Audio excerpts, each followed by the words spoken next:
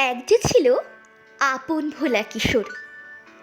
School তার ভালো লাগতো না, সহ্য হতো না পড়াশোনার ঝামেলা। আমাদের চলতি লেখাপড়া সে শিখল না কোনো কালেই, অথচ সে ছাড়িয়ে গেল সারা দেশের সবটুকু পাণ্ডিত্যকে। কেমন করে?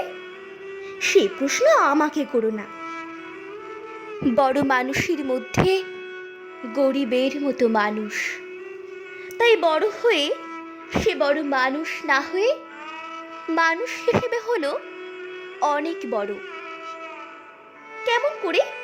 সে প্রশ্ন আমাকে করো না। গান সাধার বাঁধা আইন সে মানেনি, অথচ স্বর্গের বাগান থেকে সে চুরি করে আনলো তোমার আমার গান। কবি সে, ছবি আঁকার অভ্যাস ছিল না ছোট বয়সে, অথচ শিল্পী বলে সেই পেল শ্রেষ্ঠ শিল্পীদের সম্মান। কেমন করে? সে প্রশ্ন আমাকে করো না। মানুষ হলো না বলে সে ছিল তার দিদির আক্ষেপের বিষয়। অনেক দিন অনেক বিদ্রূপ যাকে করেছে আহত, সেই একদিন চমক লাগিয়ে করল দিগ্বিজয়।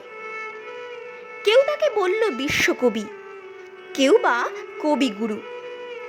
উত্তর দক্ষিণ পূর্ব পশ্চিম চারদিক করল প্রণাম।